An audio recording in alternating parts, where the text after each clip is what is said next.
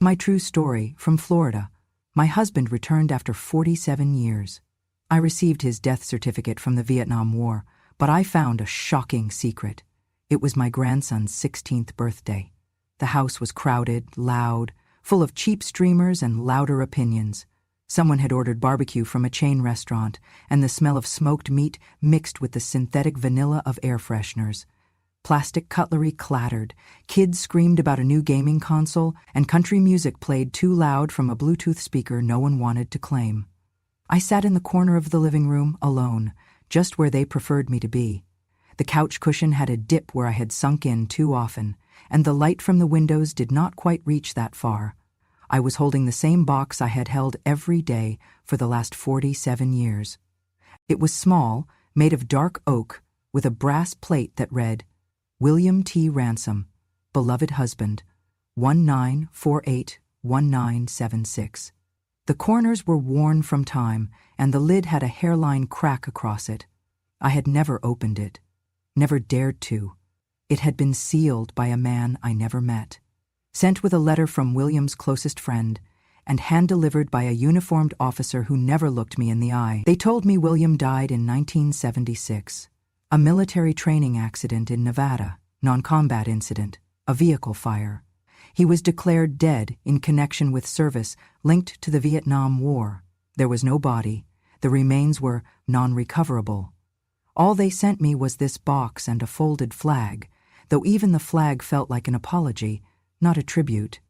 I carried the box like it was part of my spine. It had moved with me from our first house to the rental I barely afforded after his death, then to this house, the one I bought myself, paid off slowly, nail by nail, while raising 2 children alone. Michael and Rose. 2 lives, 1 widow, and a lifetime of pretending that silence was strength. She's still carrying that damn box? Michael muttered from the kitchen. Ma, he's dead. Let go, I heard him. I always heard him. Maybe, if you'd been more of a wife, Linda said, pouring boxed wine into a red plastic cup, he wouldn't have driven off that night. If I ever go crazy, my granddaughter added, never lifting her eyes from her phone, just put me down before I become her. I held the box tighter. Not for them, for me. It was the only thing in this house that had never lied to me. The party went on around me. They lit candles on a cake shaped like a baseball. The children sang, the adults drank. Someone took a group photo and cropped me out. I heard them laugh about it later. I didn't say a word. I remembered the last night before the military came. William had left in a hurry, saying he was needed for final deployment preparations. He kissed my forehead and said, "Be strong." I never heard his voice again. The next thing I knew, David Miller had written to me, saying the accident was quick and painless, said he saw it happen, said William never felt a thing. I believed him. I had to. Now, I sat in a house full of people I raised, treated like a ghost, while the box sat like a weight in my lap, too heavy for one old woman to carry, but too sacred to set down. Linda passed behind me with a tray of mini cupcakes and muttered, "This is a party, Ma. Could you put that thing away?" "It is my husband," I said softly. "He was my father-in-law, 47 years ago. He's not coming to the party." More laughter, more forgetting, or maybe it was intentional. I watched Michael toast his son with a cheap beer, watched Rose refill the chip bowl in silence, and realized how far I had drifted from my own blood, how lonely the center of a family could feel. Then the doorbell rang. A real ring. Not a knock, not someone trying the handle. A full 3-beat ring like whoever was on the other side expected to be answered. Everyone paused. Michael raised an eyebrow. Who the hell comes by uninvited? Probably another neighbor asking about the parking, Linda muttered. I stood. No one stopped me. My legs ached, but I had walked harder miles in worse shoes. The box stayed in my arms. I would not leave it behind, not even for a second. I reached the door and opened it slowly, and there he was, William, older, wrinkled, thin. His beard was patchy and his hands trembled, but his eyes were unmistakable. They were not the eyes of a memory or a ghost. They were real, alive. The room behind me gasped. Someone dropped a plate. Linda said a curse word I had not heard since the funeral. The box slipped from my hands. It hit the hardwood with a sickening crack. The lid popped open. A soft cloud of ash spilled onto the welcome mat. Michael stared in horror. My granddaughter screamed. I looked down at the ashes I had carried for nearly half a century. Then I looked up at the man who had let me believe he was dead, and with a voice I had not used in years, I asked him one question. Then, who the hell did I bury? December 1976. The morning sun broke over the rooftops of our small Missouri neighborhood like any other, except that it did not feel like morning to me. The house was too quiet. William had been deployed again. Vietnam, they said, but with a logistics unit stationed stateside. I clung to that detail like it meant he was safer. Then the letter arrived. It came in a Department of Defense envelope, thick and heavy in my hands. The return address read, Casualty Notification Branch. My breath caught before I opened it. Staff Sergeant William T. Ransom has been confirmed deceased during combat travel associated with operations linked to the Vietnam War theater, it read. Non-recoverable fatality, vehicle explosion, identification confirmed through circumstantial evidence, no physical remains, no signature, no rank, no name of an officer. No one took responsibility for that letter. 3 days later, another package arrived by private courier. No military seal, just my name written in faint ink, and inside a box, dark oak, a brass nameplate. William T. Ransom, 19481976. Attached was a letter, handwritten in blue ink on plain stationery. It was from David Miller, William's old army buddy. Helen, it began, I write this with the heaviest of hearts. I was the one assigned to identify what was left. The explosion left no recognizable remains. It was quick, painless. I took the liberty of handling the cremation per his standing wishes. He always said if anything happened, to make sure you were spared from seeing it. I'm sorry, he was a good man. David Miller, a name William mentioned once or twice, but never with detail. I never met him. He disappeared after that letter. No return address, no follow-up. I tried to find him years later, but there was nothing. Still, I believed him. Because what else could I do? I had no body, no grave to stand at, no folded flag ceremony, just that box, that letter, and a house that suddenly felt too big and far too silent. Michael was 10, Rose was 8. I told them their father had died a hero, that he died in service to the country, in the line of duty. I wore black. I wept in the dark. I pressed my face against the box at night, whispering his name. I never remarried. I never dated. The idea of letting another man near me felt like betrayal. William was gone, and I was married to his memory. I pawned my wedding ring to pay the gas bill that first January. I started cleaning houses during the day, offices at night. My fingers cracked from chemicals, and my back screamed every time I bent over, but I never stopped. I could not afford to stop. I never asked for help. Michael grew up resenting me for it, said I cared more about a ghost than my living family. But what he never understood was that I worked not for William's memory, but because I had no choice. No husband, no pension, just 2 mouths to feed and a box of ashes that no one else wanted to claim. I kept that box on the mantel. When the children moved out, it went on my nightstand. When I downsized to a smaller house in Florida, it came with me, wrapped in bubble wrap, carried on my lap during the flight. I wouldn't let them put it in the luggage. There were nights I'd sit up in bed, whispering to it, pretending he could hear me, pretending he missed me too. I thought maybe, somehow, he'd seen the children grow up, that he was proud, that he would have done the same had the roles been reversed. I was faithful to the end, not just to his name, but to the idea of him, the idea that someone had loved me so deeply, even death had not erased it. For 47 years, I never opened that box. I dusted it, I polished the brass plate, but I never opened it. Not out of fear, out of reverence, until the day he showed up at my door, until the day that box fell open, and I saw the ashes spill across the welcome mat like a cruel joke, and I remembered the unsigned letter, the no-return dress package, the lack of ceremony, the lack of official anything. All these years I believed the lie because it came wrapped in silence. And now, as I stared into the face of the man I had buried in my heart, the only thing more painful than his return was realizing he had never truly left. He had just disappeared. And he had made sure I could never follow. He stood there like nothing had happened, like he had not erased me from his life, left me to bury a stranger's ashes and raise 2 children on my own. William T. Ransom, my husband, my ghost. He wore a beige jacket that hung off him like he had borrowed someone else's body. His shoes were worn through the soles, his beard had gone gray, patchy, unruly. But his eyes, they hadn't changed. Cold, sharp, too clear to belong to a man with no memory.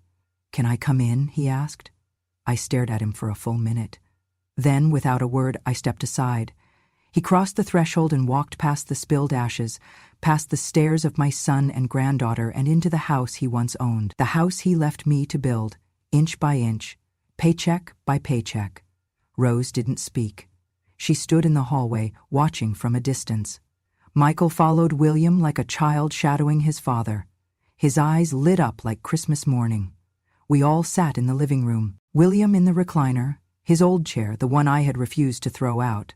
I on the couch, Michael by his side. William cleared his throat. "I know this is difficult to understand.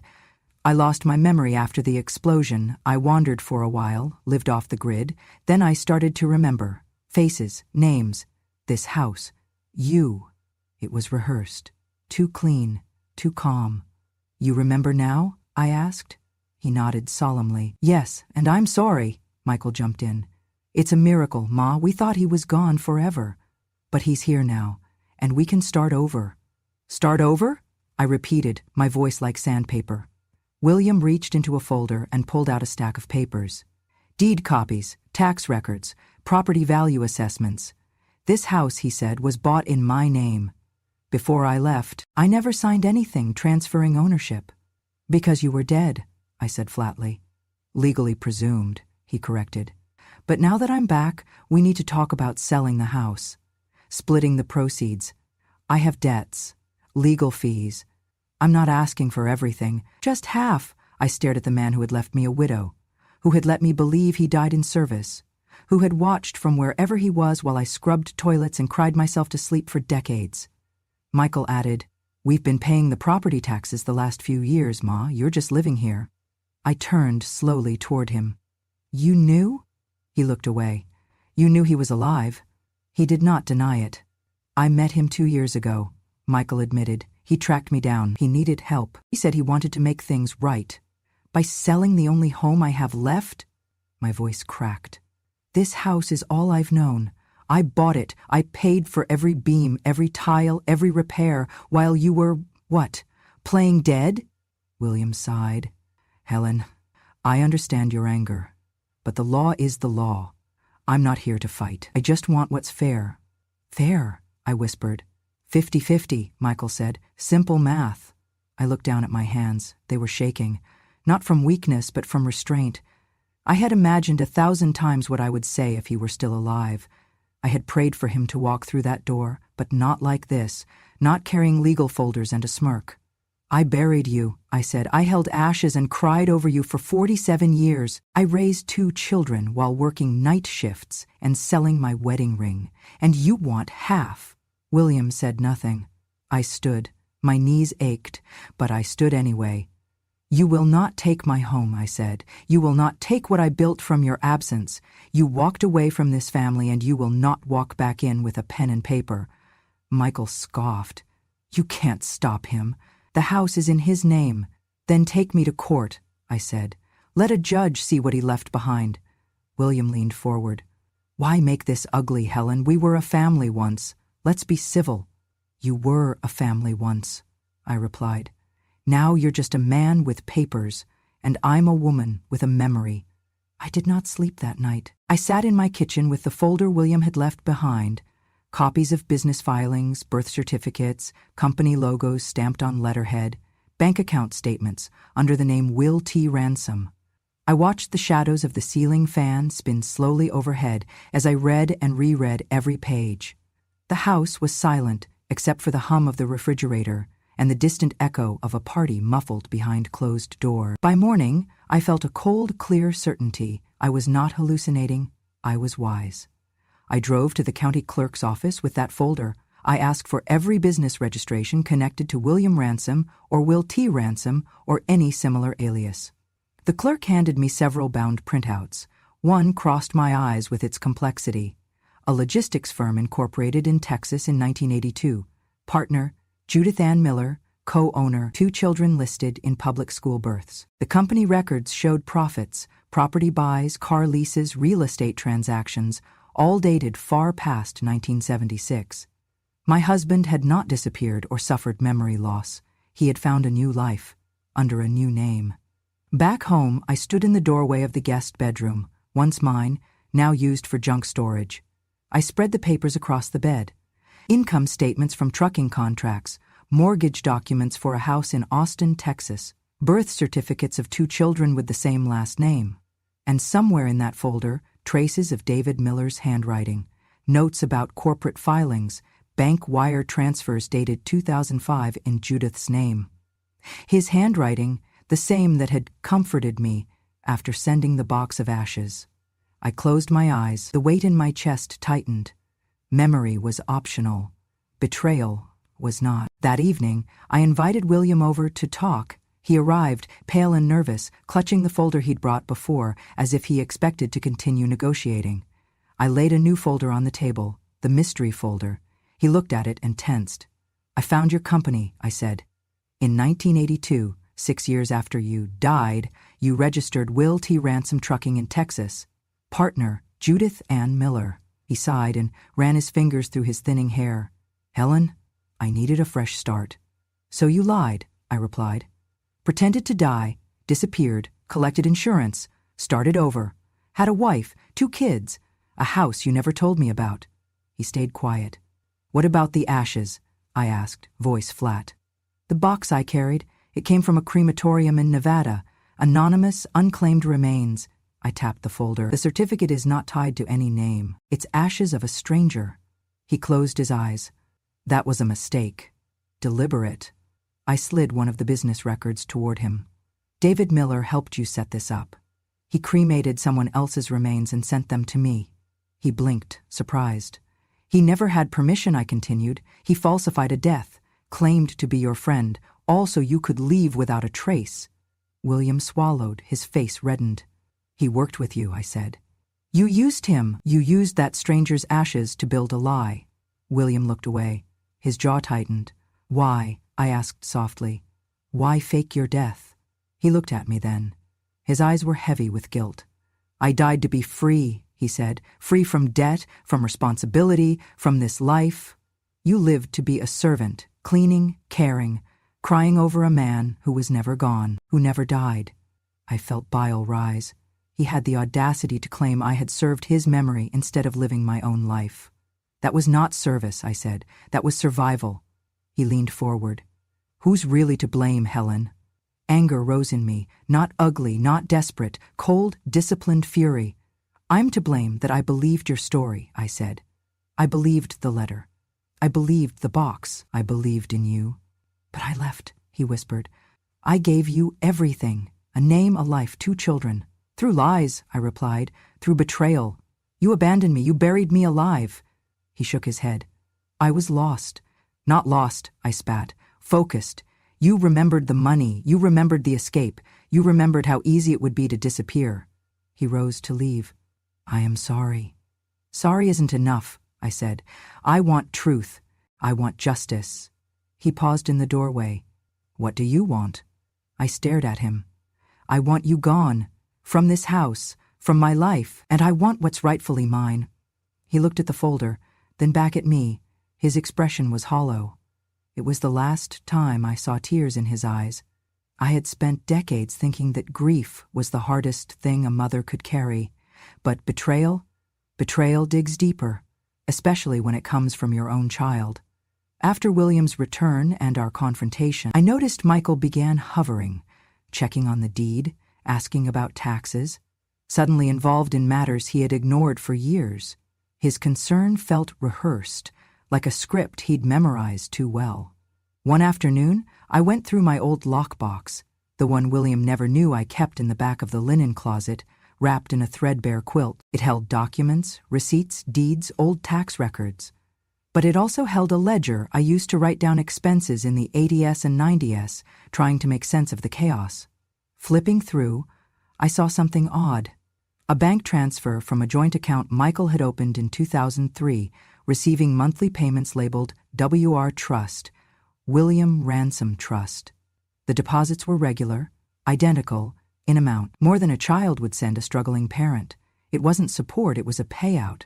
I pulled Michael's old laptop from the hall closet, one he'd left behind years ago. It barely powered on, but it still worked. And in an old email folder I found them, email threads between Michael and willr62@outlook.com. Make sure she doesn't suspect anything, one email read. Keep her busy until I can file the paperwork. Another, she's too stubborn, you'll need to pressure her. And the most chilling, get her into assisted living. That's when we can sell. I sat at the kitchen table, reading every message hand over mouth. They had planned it for years. William's grand re-entry wasn't an accident. It was the final step in a long con. My own son. The boy I raised, the child I fed with coupon dinners and school clearance sales. He had sold me to my past. For a payout. When Michael came over that weekend, I watched him closely. He moved through the house with entitlement, casually opening drawers, eyeing the walls. He was casing it. I confronted him in the kitchen, calmly. How long? I asked. He blinked. What? You've been working with him for how long? His mouth tightened. That's none of your business. I found the emails, I said. I found the bank records. He didn't deny it. He didn't flinch. You're old, Ma, he snapped. Step aside, me and Dad'll take care of the rest.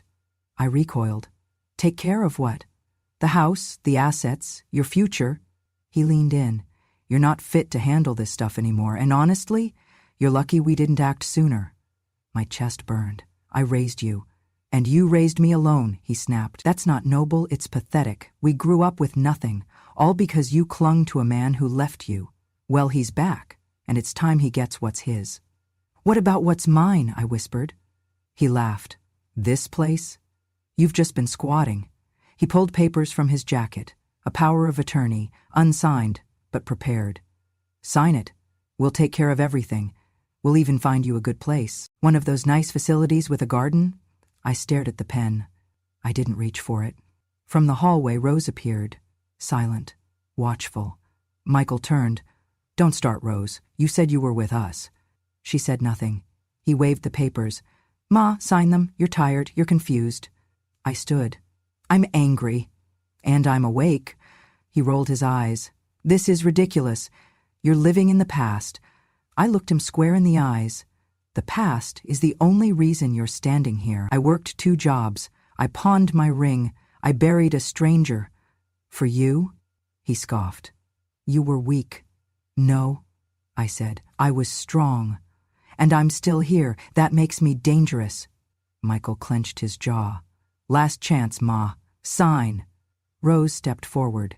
And I said, loud enough for the whole house to hear, no. I used to think silence meant agreement, that when my daughter stayed quiet, through Michael's rants and William's return, it meant she had chosen their side. I mistook stillness for betrayal. But Rose had always been the quiet watcher, the one who saw everything, even when she said nothing.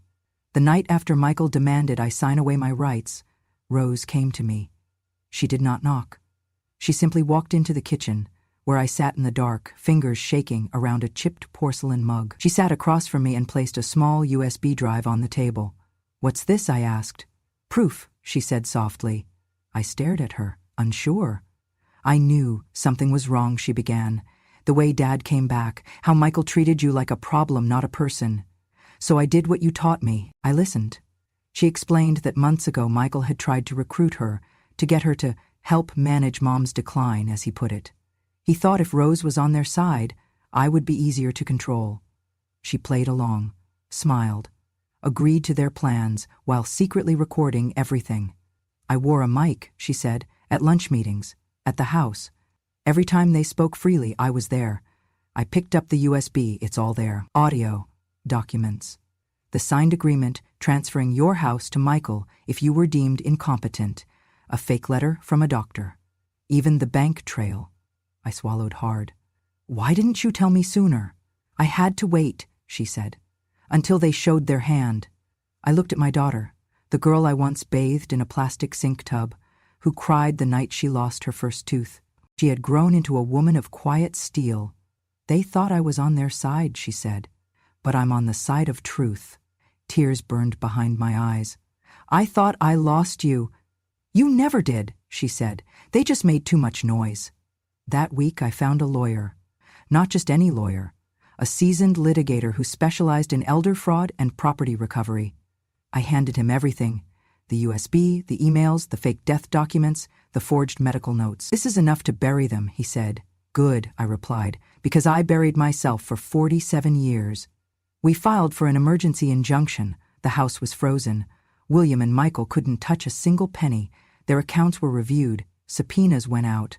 The news hit Michael like a thunderbolt. He came storming into the house 3 days later, eyes bloodshot, rage on his lips. You set us up? He screamed at Rose. She stood her ground. You tricked your own family? No, she said. I protected mine. He turned to me. How could you do this? We're your blood. I stood behind Rose. You made me your victim. I made myself your witness. William called that night, left 3 voicemails. The last one was him crying. Helen, don't do this. We can fix it. I came back for closure. I deleted all 3. The court date was set. My lawyers smiled. They'll never see it coming. And they didn't. The courthouse was colder than I expected. Pale marble floors, blue-gray walls, a faint smell of dust and disinfectant. I sat with Rose at my side, her hand gently resting over mine. Across from us sat William and Michael, both in suits that didn't fit them right, too big in the shoulders, too tight around the gilt. The judge, a sharp woman in her 60s, read the opening statements with a tone of barely veiled disdain. My lawyer presented the evidence: the forged documents, the recorded conversations, the falsified medical assessments. When the audio played of Michael laughing about just shipping her off to a memory care unit, the courtroom held its breath. William avoided my eyes the entire time. Michael, for once, had nothing to say. By the end of the second day, the outcome was clear. Mr. William Ransom and Mr. Michael Ransom, the judge said, you stand accused of elder exploitation, fraudulent misrepresentation, attempted unlawful transfer of property, and falsification of legal documents. The court finds the evidence irrefutable. She turned toward me. Mrs. Helen Ransom, your resilience is commendable. This court hereby restores your sole ownership of the property in question, awards you 70% of all identified marital and business assets, and declares Mr. William Ransom and Mr. Michael Ransom permanently disqualified from any future claims on your estate. I squeezed Rose's hand. She smiled, tears welling. The gavel fell. William let out a low sigh, like a man exhaling his last lie. Michael slumped, hands clenched. Their empire of deceit, built on the bones of my silence, had collapsed. But the real victory came weeks later, when the sheriff came to enforce the eviction. William stood in the living room, now stripped bare of everything but dust and memory. Michael was already gone, run off to another state, trying to escape the shame that followed him like a shadow. William packed slowly. One photo frame, a jacket he hadn't worn in years, a bag that held more regret than belongings. I built this place, he muttered once, just loud enough for me to hear. I stood at the doorway, arms crossed. No, I said. I did. He turned to me, eyes swollen. Helen, don't let me die out there. This house, it's the last thing I remember of who I was. I stared at him. This man who once held my hand under the stars, who then vanished and left me to carry the ashes of a stranger. This man who returned only when the house had value. Please, he whispered, and slowly he dropped to his knees. Let me die here. I said nothing, just watched. Watched him zip his bag. Watched the sheriff lead him out the same door he once walked through 47 years ago and never looked back. Not a word passed my lips, because some silence is louder than any goodbye. That night, Rose and I sat on the porch. She handed me a cup of tea. No more boxes. No more lies. Just 2 women under a wide Florida sky, free. They're gone, she said. Good, I replied. Let them stay gone. __ I live, with Rose now. The house is the same, but everything feels different, quieter, softer, like it finally exhaled after holding its breath for 47 years. Every morning, I sit on the front porch, the same one I used to scrub with a toothbrush when we could not afford a mop, the same porch where Linda once told me I was embarrassing her guests, where Michael once said I did not belong. Now it is mine. The sun hits different here. It doesn't ask questions, it just shines.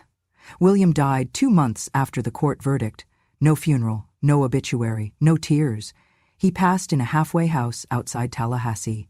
Alone, a man who orchestrated his own resurrection, only to find that the world no longer had room for his lies. The staff called me. I declined the ashes. Michael was arrested 6 weeks later. Fraud.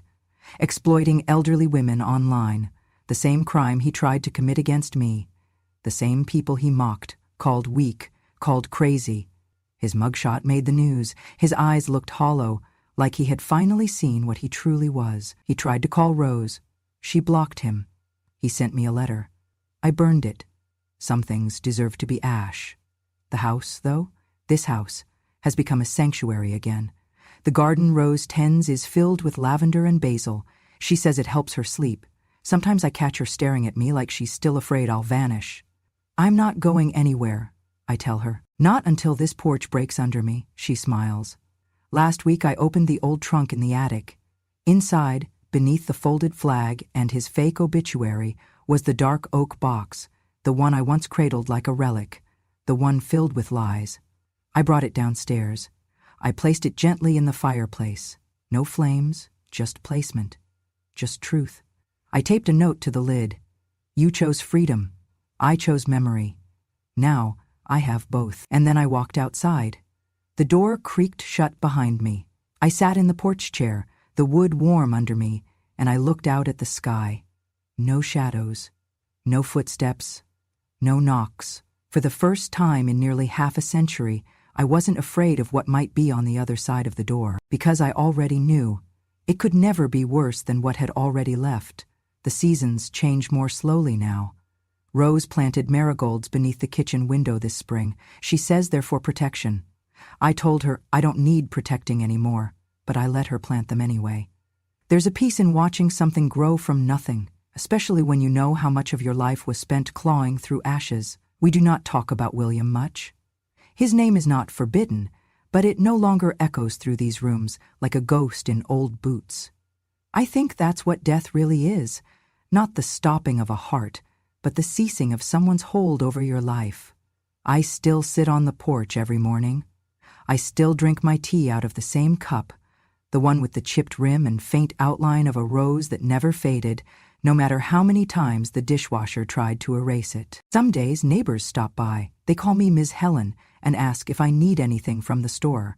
One of them, a younger woman named Camille, told me her own mother was taken advantage of by her brother. She asked how I found the strength to fight. I told her the truth. I didn't start with strength. I started with silence.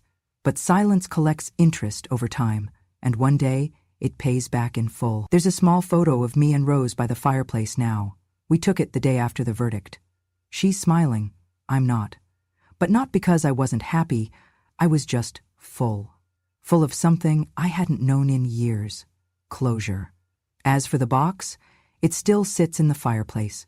Empty now, not in shame, but in warning. I leave it there as a reminder to myself that grief can be manipulated, that love, if blind, can become a leash. But memory is a knife that cuts both ways, and I finally learned how to use it. One evening, as the wind knocked softly at the window pane, Rose turned to me and said, "Do you ever think he loved you, even a little?" I paused, then said, "I think he loved himself first. And maybe, at one time, there was room for me in that. But love without loyalty is just vanity." She nodded, and we left it at that. The door, the one William once stood behind when he returned, is still there. Same wood, same handle, but I do not fear it anymore. Because I know who I am, and I know who will never cross that threshold again. The world forgot me once. My family tried to erase me. But I remembered every detail, every bruise made of words, Every silence I turned into steel. And now, they remember me. Not as a widow, not as a burden, but as the woman who held a box of lies and still walked out stronger.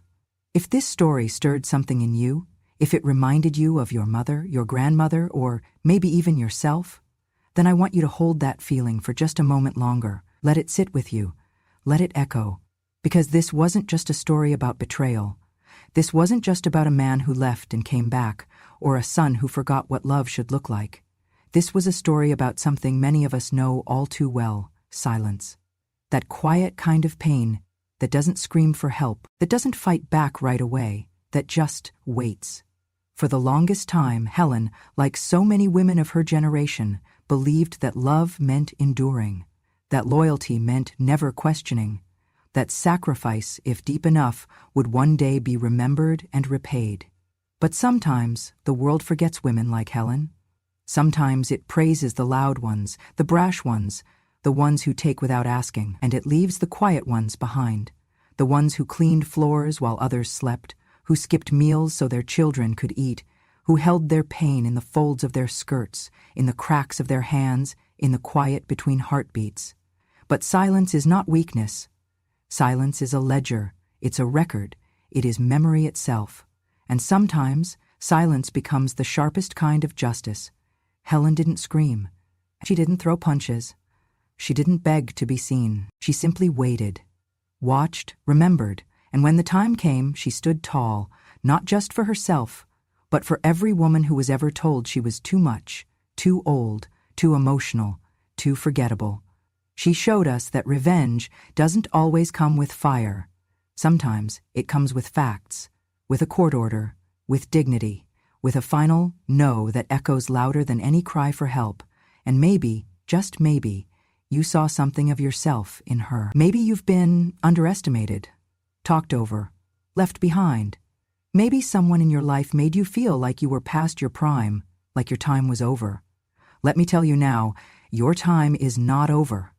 Because the truth has no expiration date, and neither does justice.